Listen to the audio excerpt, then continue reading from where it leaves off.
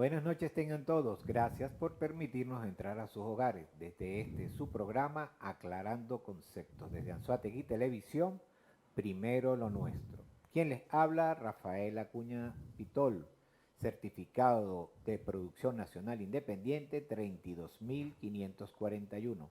Como hacemos cada semana, tocamos temas que están en la palestra, en el común denominador permanentemente uno se monta en los autobuses, uno escucha la prensa, uno ve las redes y hay temas que se están tocando.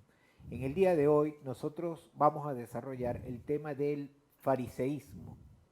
Para eso hemos invitado al pastor Emmanuel Canahuacán. Es abogado, egresado de la Universidad Gran Mariscal de Venezuela, director del Instituto de Formación de Liderazgo Academia Bíblica Center Grace. ¿Ok? Bueno, pastor, hoy vamos a hablar de un tema que está siempre lo mal utilizamos o lo utilizamos bien, que es la denominación de fariseo. Pudiera saludar a nuestra audiencia y empezamos a tocar este tema tan álgido. Buenas noches a todos los que tienen a bien vernos en esta noche. Gracias, Rafael, por la oportunidad que me das nuevamente de estar acá en este hermoso programa aclarando conceptos, con un tema bastante controversial, bastante polémico, pero bueno, acá estamos para compartir acerca de algunos conceptos, algunas apreciaciones que tenemos acerca de ese tema. Claro, no quiere decir que seamos dueños de la verdad, pero bueno, para algo nosotros estamos Así es. ahí estudiando. ¿Qué es un fariseo? Wow, depende, ¿no? Vamos a decir que fariseo para la estructura del pensamiento actual es un hipócrita, pero para la estructura del pensamiento antiguo era una persona de renombre, era una persona que tenía un alto nombre en la sociedad. Así que viéndolo desde qué punto de vista lo queramos ver, vamos a entender cuál es su significado real. ¿Y etimológicamente qué significa fariseo? Pues? Mira, fariseo viene de perushin, es la palabra que lo define y quiere decir los separados. Y este término surge porque en el siglo cuarto, en el siglo segundo, perdón, antes de Cristo, en el imperio Seleucida, Antíoco Epifanes IV prohibió toda la costumbre judía, las prácticas, la tradición, todo lo que tenía que ver con eso. Se rebelan los macabeos llegan a otro extremo, por eso es que los extremos nunca son buenos, y entonces se levantan los asmenios, y ellos por primera vez traen nuevamente la religión a la palestra, pero también desde otro polo. Entonces era como una liga, un tira y encoge, ¿no? Y los macabeos y los macabeos alaban hacia un lado, los asmenios alaban hacia otro lado, y surgen los fariseos que estaban en el medio, que son considerados los que separaban pues entre los macabeos y los asmenios. Son aquellos que cuidaban la fe judía para Así no es. ser, para que no se convirtieran a la fe griega, ¿no? Sí, esas eran las características que ellos tenían en el ejercicio de sus funciones. Pero de dónde surgen ellos y de dónde vienen, este es el punto, ¿no? Ellos surgen como cuando hay la ruptura, ¿ok? El rompimiento entre los macabeos y este grupo extremista. Okay. Sí, en ese tiempo, pastor, usted es abogado en ese tiempo habían sectas, grupos que gobernaban, que cuidaban, que gobernaban desde el punto de vista cultural, político, religioso, el judaísmo, porque ellos estaban dominados por los griegos. Sí, fíjate algo, habría que evaluar las características que giran alrededor de un reino, ¿no? Las características que giran alrededor de un reino, básicamente. Y está lo político, está lo económico, está lo social, lo cultural, la educación, lo tradicional, la misma religión en sí. Cuando tú te das cuenta, este grupo Seleucida o este imperio toma control de la tierra de Palestina, secuestra todos los elementos alrededor del pueblo judío y entonces hay una rebelión que fue la rebelión muy conocida, la La rebelión de los rebelión del Macabeo, macabeos, sí. y entonces ellos también quisieron como implementar ciertas cosas de este lado, en vista de que ya se iba a presentar una guerra interna, una guerra civil, política también. Llegaron a un acuerdo. Al llegar a un acuerdo surge este otro grupo extremista y los fariseos que estaban entre ellos, tratando de rescatar desde adentro el comportamiento debido estas diferentes áreas, en la economía, en lo social, inmiscuyéndose un poco también en cada una de estas áreas, en lo En lo político, se político. inmiscuyeron en lo social, en la educación, en todas las áreas se inmiscuyeron ellos. Sí, ellos crearon, de hecho, crearon escuelas en todo lo que es la Palestina antigua, ¿no? Sí, habían 5 características que ellos tenían dentro de las cosas que ellos debían hacer para poder mantenerse investidos como fariseos, ¿no? Una de las características era proliferar toda la costumbre hebrea que había emanado desde Moisés, ¿ok? Desde la Torá, todo lo que era costumbre, tradición, todo lo que tenía que ver alrededor de la Torá. ¿Ok? Era la primera característica, rescatarla y sembrarla. Segundo, fomentar el crecimiento de esas costumbres a la siguiente generación. Para eso ellos levantaron escuelas en diferentes niveles. Escuelas para los que estaban comenzando y escuelas para aquellos que venían de otras, incluso de otras poblaciones aledañas, pero que no conocían. ¿Para qué? Para no verse ellos dañados en sus costumbres internas. Entonces les enseñaban a ellos las costumbres que ellos debían practicar. Esto era lo segundo que ellos tenían que hacer. Lo tercero era la voz de representación política, voz de representación cultural. Es decir, cuando un fariseo levantaba la voz, era bien escuchado por el pueblo y también era escuchado por los que los gobernaban en aquel tiempo, porque le habían dado un espacio incluso en la tribuna popular para que ellos pudiesen hablar. Número 4, ellos tenían cierta interferencia en las diferentes áreas como economía, educación y formación. Y por último, ellos tenían aceptación entre los rabí de aquel momento. O sea, ellos podían pararse y discutir acerca de las nuevas modalidades y de las cosas que estaban surgiendo. Esta es una de las razones por las cuales ellos decidieron increpar a Jesús, el nuevo maestro que estaba saliendo con nuevas doctrinas, si se puede decir. Sí, eso lo vamos a desarrollar más adelante. Pero una de las cosas fundamentales de lo que es el fariseo como tal, él nace para cuidar el Pentateuco, para cuidar la ley, para cuidar lo que es la cátedra de Moisés, ¿no? Sí, esa fue su bandera Esa es política. su O sea, bandera. eso es como cuando una persona de cualquier parte del mundo está haciendo su campaña política y dice, mira, yo prometo hacer esto, esto, esto. Y cabe destacar que yo creo que ningún político ha cumplido al 100% con lo que promete. Entonces, el objetivo inicial, el núcleo central del debido comportamiento de un fariseo era ese. O sea, resguardar, cuidar y que se mantuviera la tradición, la cultura, la religión judía intacta. Eso era en el sentido estricto de la palabra. El problema es que después Cristo destapa eso y nos damos cuenta que no es así. Claro. Bueno, vamos a desarrollar un poco esta parte del cristianismo y el fariseísmo, pero vamos a un corte primero y ya volvemos con su programa Aclarando Conceptos. Bueno, estamos de vuelta en su programa Aclarando Conceptos. Queremos saludar cordialmente a nuestro nuevo aliado, el Colegio de Contadores Públicos del Estado de Anzoátegui, y a su presidente Malmore Rosales. Eh, Vamos a estar en este programa desarrollando algunos términos contables. A partir del próximo programa vamos a estar desarrollando algunos términos contables. Tenemos sorpresas para los programas futuros con el Colegio de Contadores Públicos del Estado Anzoátegui. Pero seguimos con el pastor Emanuel Canaguacuán. Pastor, ¿cuáles son las implicaciones históricas, culturales y espirituales de acusar a alguien de fariseo? Bueno, utilizas allí 3 términos, ¿verdad? Implicaciones históricas. Para eso habría que estudiar el comportamiento desde que emana este grupo de separados, ¿no? Principio, medio y final. ¿Por qué lo digo en esta línea de tiempo? Porque es importante señalar lo que te decía hace un instante. Eh, el núcleo de ellos, la intención inicial de ellos era que poder defender y mantenerse a su vez en la correcta tradición judía. ¿Ok? Eso era en principio lo que se quería. Por eso decimos, inició en el siglo II antes de Cristo. O sea, un refuerzo a la rebelión macabea.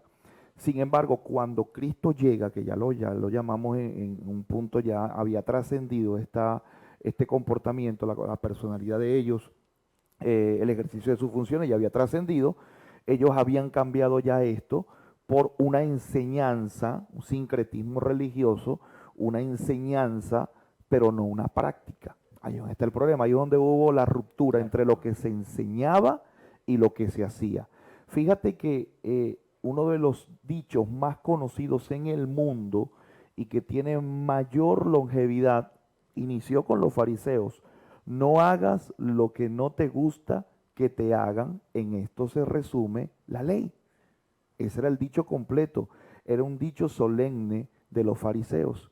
Por eso es que Cristo, te estoy hablando en esta línea de tiempo, en la parte histórica, encontramos que a mitad de camino ya ellos se habían separado de lo que enseñaban y sus prácticas eran totalmente diferentes. En este punto de la historia, ya los fariseos, precisamente al alejarse por completo, no solamente de lo que dijo Moisés, sino también de las enseñanzas de Jesús, viven completamente aislados del comportamiento o del debido comportamiento que Dios ha determinado.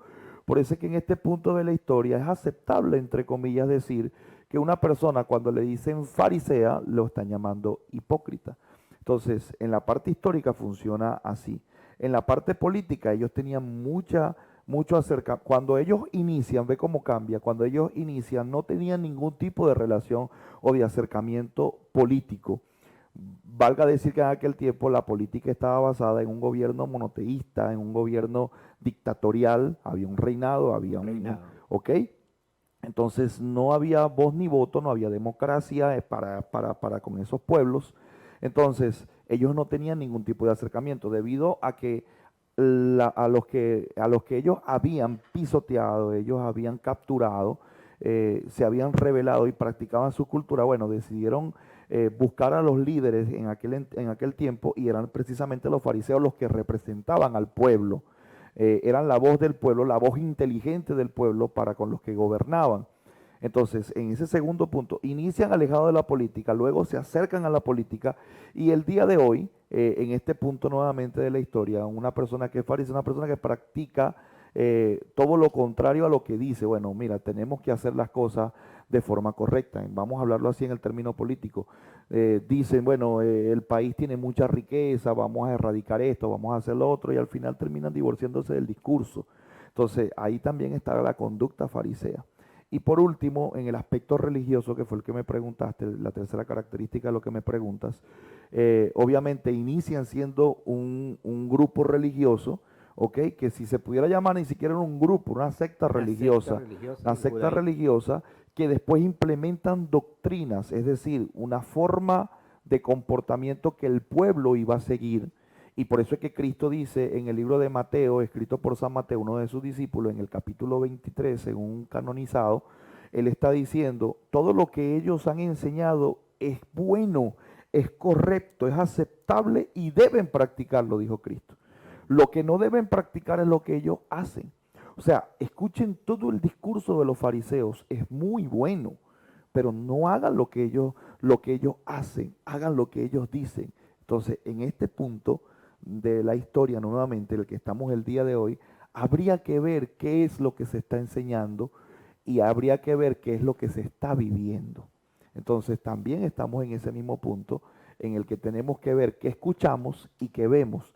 Cristo habló de frutos, no habló de palabras. Cristo dijo, síganlos por los frutos. El que evidencie testimonio de lo que dice y de lo que enseña, a ese tienen que seguirlo. Si no lo evidencia, entonces está replicando la conducta farisea. Bueno, fíjate que me estás hablando y me estoy acordando de que hubo grandes hombres del fariseísmo que generaron unas transformaciones.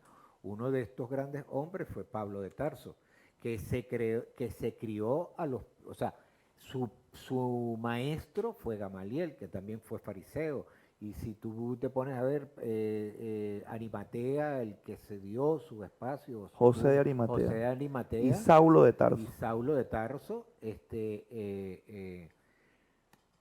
pero José de Arimatea cede su espacio, o sea, él quería, Nicodemo fue a los pies de Cristo y le preguntó, o sea, eran fariseos, o sea, no necesariamente, la gran confusión que siempre se genera, que o es el del desmejorar una palabra que a lo mejor nació, como dices tú, con una buena intención. Ahora, hipócritas, él los llama hipócritas, los llama sepulcros blanqueados, ese es el insulto más duro que yo he escuchado. Pero hipócritas, ¿qué es la palabra hipócrita? Vamos a desenmarañar un poco la palabra hipócrita. Dice y no hace, Dice y no hace. enseña y no practica, explica lo que tiene, lo que se debe hacer, pero él no cree, no hay convicción dentro de él. Fíjate, tú tocaste algunas cosas importantes. Una de ellas es llamar los sepulcros blanqueados. Era el insulto más grande que podía recibir cualquier practicante de cualquier secta en aquel tiempo. Fíjate, cuando Cristo los llama hipócritas, a ellos no les pega tanto. O sea, y Cristo, ¿por qué te digo que no les pega tanto? Porque la palabra hipócrita era, no es como nosotros la vemos el día de hoy. Claro. En aquel tiempo se refería a alguien que más bien tú le estabas instando a que debía realizar la acción. Pero cuando Cristo los llama hipócritas, guarda una pausa. Incluso si lo lees de forma correcta, vas a notar la pausa que hay en la escritura. Y después dice, hipócritas, hace una pausa corta, porque Cristo estaba viendo la reacción. Tal vez si ellos hubiesen reaccionado y despiertan de su letargo, tal vez Cristo no hubiese arrojado el segundo insulto, o el primer insulto que para ellos sí fue insulto, que fue sepulcros blanqueados. Es decir, los estaba llamando muertos maquillados. O sea, ¿sí me está entendiendo? Los estaba llamando muertos, pero que estaban caminando. Eran muertos, pero caminaban como vivos. Entonces, un muerto no habla, un muerto se los llama muertos. Fíjate que la palabra del Señor llama a los que no están en Cristo, los llama que duermen, pero a ellos no los llama que duermen, los llama muertos. Entonces, tú hablabas también de algunos fariseos. Fíjate que es algo interesante. Estuve haciendo un estudio acerca de todas aquellas personas que Cristo primero convidó a estar con él. La gran mayoría eran practicantes del fariseísmo. ¿Por qué? Porque el fariseísmo fue antes del cristianismo, obviamente. Claro. Entonces, Cristo logró convencer a la gente, no de que la enseñanza era mala, sino que sus prácticas eran malas. Simón no solamente dice que era fariseo, dice fariseo de fariseos. ¿Por qué? Porque ellos tenían, Saulo, porque Saulo tenía cierta categoría, ¿ok? Dentro de ellos había cierta categoría, ellos tenían como especie de un liderazgo piramidal. Entonces cuando llamaban fariseo de fariseos, era porque alguien que se convertía o practicaba la secta, religión, la costumbre fariseísta o era fariseo, sencillamente tenía un nombre. Cuando iba a la escuela obtenía un título, ¿ok? Pero cuando salía de la escuela se sentaba con otros y ahí depende del maestro que tuviera, ellos tenían cierto renombre. Por eso que Pablo dice fariseo de fariseos sentado a los pies de Gamaliel, no había otro nivel más alto. Imagínate, uno de los grandes edificadores de la iglesia, Saulo de Tarso y después Pablo, de verdad que fue formado a los pies de Gamaliel y fue fariseo de fariseo. Pero vamos a un corte, pastor. Seguro. El tiempo de aquí es bastante corto. Vamos a un corte y ya volvemos con su programa Aclarando Conceptos. Estamos de vuelta en su programa Aclarando Conceptos. Bueno, saludamos a nuestros amigos y aliados del Colegio de Contadores Públicos del Estado de Anzoátegui y al Centro de Formación y Educación Académica en Gadis, CEFAE. Estamos en este momento con el pastor Emmanuel Canahuacán, es amigo de esta casa, escritor de varios libros, de verdad que me deleito, siempre que lo escucho, que conversamos, me deleito con sus conversaciones. Pastor, fíjese usted una cosa, en las sinagogas nacen prácticamente a raíz del fariseísmo, porque esas eran las primeras escuelas, y en la sinagoga había un espacio que lo llamaban la cátedra de Moisés. ¿Pudiera explicarle un poquito a nuestra audiencia por qué son términos que aún nosotros estamos usando espacios, y todavía nosotros utilizamos en nuestras universidades, en nuestros colegios y aún en nuestro día a día utilizamos términos que vienen de allí. ¿Qué era la cátedra de Moisés, pastor? Fíjate, tengo que remontarme un poco hacia atrás históricamente, ¿no? Cuando el Señor le habla a Abraham en el capítulo 12, la Biblia lo menciona, que es prácticamente el libro de historia de Israel y a su vez también su propia constitución. Ahí en el capítulo 12 del libro de Génesis, él establece el llamado que le hace a Abraham, que básicamente es considerado por los hebreos como su padre. Es el padre, pues el padre de la fe y el padre de la nación judía, considerado así por ellos mismos.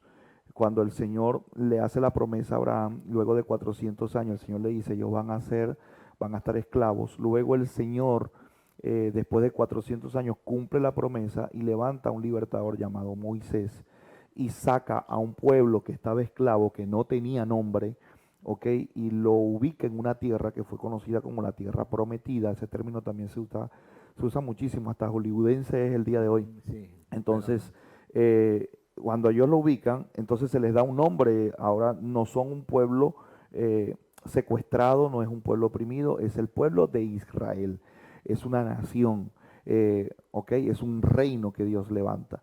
Pero como todo reino, como toda nación, necesita toda la estructura, ¿verdad? Vuelvo y le repito, una estructura política, una estructura social, una estructura económica, una estructura de salud, toda una estructura, todo lo que constituye un reino. Ahora bien, dentro de eso estaba lo que tú acabas de decir, los centros de formación para poder levantar una nación con características pertinentes a lo que el Señor había establecido. Y esos centros de formación fueron conocidos como sinagogas. ¿Ok? Lugares donde la gente no solo se iba a congregar, sino también iban a escuchar de las instrucciones que Dios había dejado a través de Moisés para que el pueblo pudiese formarse y lograrás ver a través de la Sagrada Escritura que dice, y estas instrucciones que yo te doy las repetirás y las volverás a repetir. Entonces, cuando nosotros hablamos de la cátedra de Moisés, nos estamos refiriendo de aquellas instrucciones que le dan forma y sentido al pueblo de Israel. Cuando los fariseos lograron rescatar, porque recuerda lo que te había dicho, que Antíoco Epifanes IV en el secuestro de Palestina, en el imperio Seleucida, ellos, una de las cosas que hicieron no solamente fue secuestrar a las personas, sino secuestrar el El pensamiento. pensamiento, sí. Cuando ellos secuestran el pensamiento, los fariseos están encargados de regresarle a los nuevos, a los nacientes, la costumbre, la cultura. Entonces, rescatan la idea central de las sinagogas, ¿ok? Y rescatan la cátedra de Moisés para enseñarles nuevamente a los hijos, a los que estaban en ese tiempo, y le mostraban todo lo que, no solamente las obras maravillosas que Dios había hecho, pero aquí hay que separar un poco también el término religioso Claro. del término social, cultural y político, porque se cree que nada más la cátedra de Moisés está basada en que, bueno, levante su mano, adore a Dios y hagan sacrificio, y ya no, habían 613 mandamientos que representaban instrucciones de conducta de vida que le daban forma. Era la constitución que de ahí emanaban obviamente muchas otras cosas, ¿no? Como nuestra constitución, que es la principal, es la Carta Magna, pero se emana un código civil, un código penal, un código laboral, ¿ok?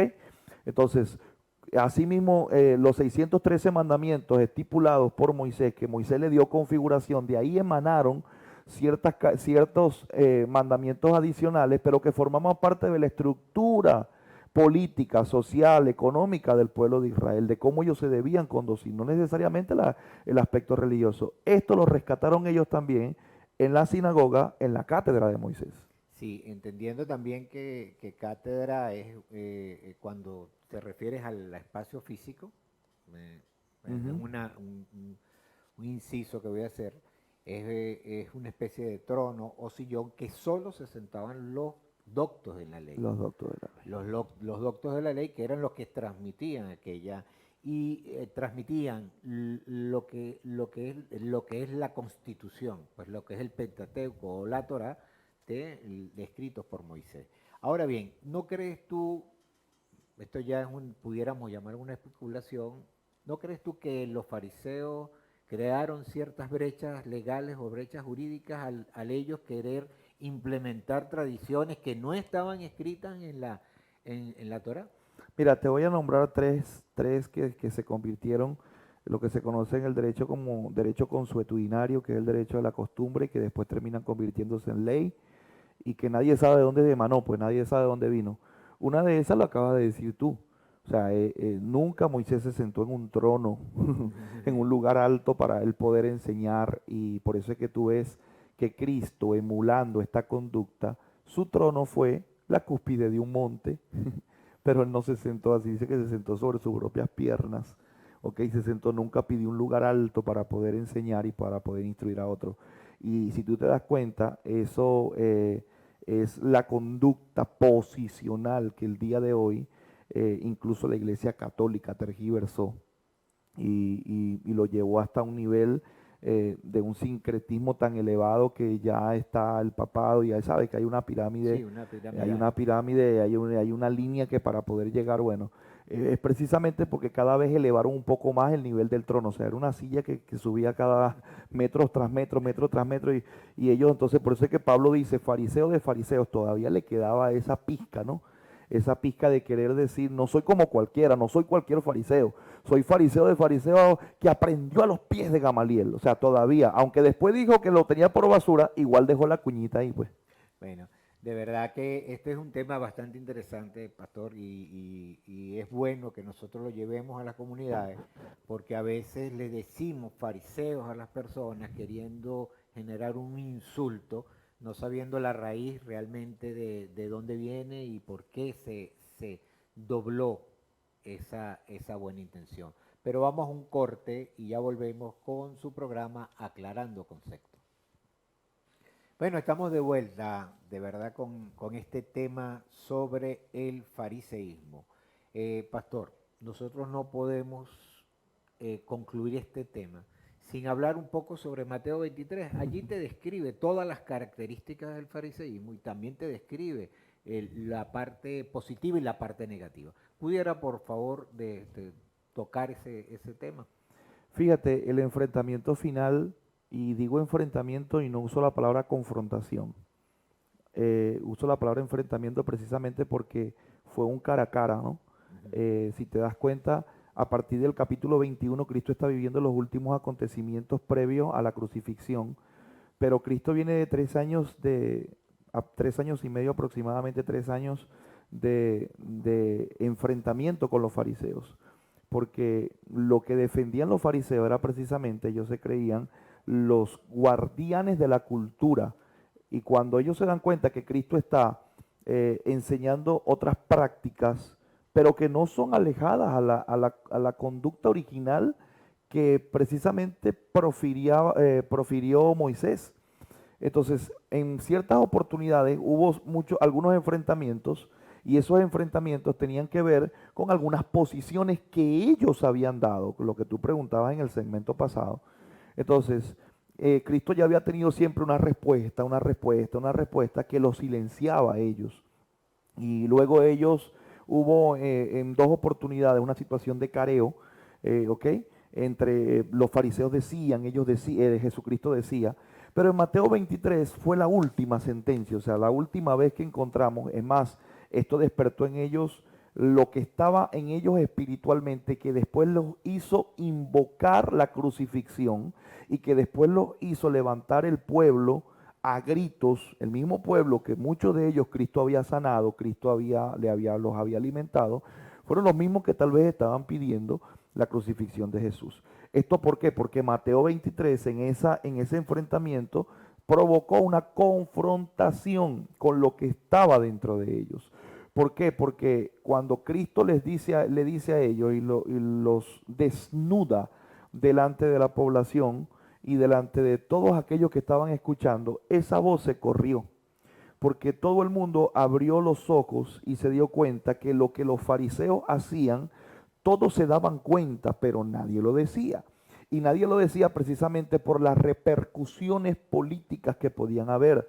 Nadie lo hacía porque incluso los fariseos tenían alcance a los alguaciles romanos, y si se levantaban contra ellos, los alguaciles mismos podían echarle mano a los propios hebreos y los podían llevar presos o los podían castigar. Es decir, que los alguaciles romanos, quienes eran sus captores, se habían convertido para los fariseos en sus oficiales personales, en sus escoltas personales. Entonces, ya ellos habían manipulado el poder, habían manipulado la política, habían manipulado las conexiones, habían manipulado muchas cosas, y Cristo dijo, lo bonito de ellos, que tú decías, se rescata lo bueno, lo bonito de ellos es que todavía siguen enseñando el mensaje de Moisés.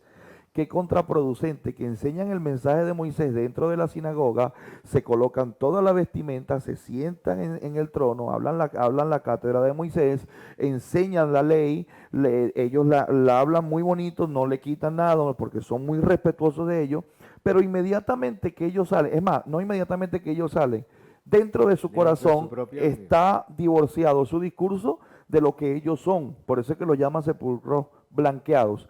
Ahora, cuando ellos salen, no solamente son sepulcros blanqueados, sino que sus prácticas se divorcian de lo que dijeron hace 5 minutos adentro. Entonces, Cristo dijo, todo lo que ellos han enseñado es bueno, pero ya ellos lo habían escuchado porque ellos practicaban la ley de la repetición. Entonces, el discurso de los fariseos era un discurso que ellos repetían constantemente, una ideología para que ellos la supieran. Por eso cuando Cristo viene y dice, les quiero enseñar de la fe, y entonces un fariseo venía y buscaba el libro de Habacuc, dice que el hombre sin fe o el hombre por fe vivirá, y lo repetía, el hombre por fe vivirá, pero Cristo decía, yo les voy a enseñar de fe, es como un grano de mostaza. Claro. O sea, ya va, pero que tú me estás hablando, o sea, le cambiaba todo. Entonces eso le molestaba a los fariseos porque ellos también querían en algún punto de su vida poder sacar sus propias cosas, pero no lo podían hacer por las mismas reglas que ellos habían puesto. Entonces Mateo 23 los sentencia y hace una separación absoluta y los condena. ¿Sabes por qué? Porque cuando Cristo va a la cruz y cuando se cumple todo lo profético y todo lo que Cristo enseñó, se dieron cuenta incluso que de qué vale seguir lo que los fariseos dicen si al final de cuentas el comportamiento de Cristo dio más resultado que el comportamiento de ellos. Entonces el cristianismo surgió y aplastó la conducta farisea. Pero quiero rescatar esto para terminar, ¿te Nunca el núcleo, el origen, el fundamento de los fariseos en realidad fue malo. Siempre vino con la mejor intención y Cristo lo dejó claro. En esa sentencia dijo, ellos lo que dicen es bueno, pero lo que ellos hacen es malo. Ustedes deciden. Pueden escuchar lo que dicen y pueden practicar lo que yo practico. Entonces allí hay una amalgama. Entonces lo que ellos enseñaron es verdad. No hagas lo que no te gusta que te hagan. En esto se resume la ley y eso es verdad.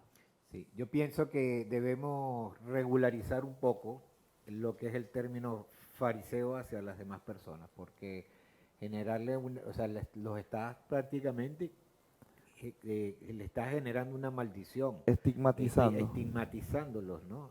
Y generando una maldición, porque él pone como que la guinda del frasco es Mateo 23, 27, 28, cuando le dice que están muertos espiritualmente. Ok, para terminar esta entrevista, hermano, de verdad, esta visita que tú nos estás haciendo, te voy a hacer una última que lo vas a responder cortico. ¿Fue una decisión política de los fariseos que crucificaran a Cristo? Ya es difícil respondértelo rápido. La repercusión política estuvo presente, sí, pero creo que fue un designio divino. Sí. Fue el instrumento que Dios usó para que... Pero también una posición política. Claro, cómo no. Ya eso venía socavando desde hace tiempo atrás y ellos estaban buscando la manera. Bueno, puedes despedirte de nuestra audiencia, dar tus redes. Bueno, muchas gracias. Mira, y no hemos terminado de leer el libro Transformados. Tenemos que leer. Por ahí viene otro que está dirigido a los matrimonios y otro que está dirigido a la sexualidad, increíble. Okay. Se llama Devora tu León, sanando la sexualidad, dirigido precisamente a los temas de masturbación, pornografía, todo eso que está invadiendo ahorita las redes sociales. Va a estar muy bueno, okay, realmente muy bueno. Vamos a traerlo. Bueno, muchas gracias a todos los que tienen a bien siempre estar acá presente en esta sala. Gracias por dejarnos entrar a sus hogares y esperamos que este tema sea de mucha bendición. Recuerde, cuando utilice el término fariseo probablemente esté refiriéndose a alguien que sea hipócrita, pero también puede ser utilizado como un elogio. Sí, bueno, como lo hacemos cada semana, queremos decirles que para hacer el bien usted no necesita ley. Dios los bendiga y que sea, bueno, de provecho el resto de la semana. Saludamos a nuestros patrocinantes, el Colegio de Contadores Públicos del Estado de Anzoátegui y a su presidente, Valmore Rosales. Hasta luego, hasta la próxima semana.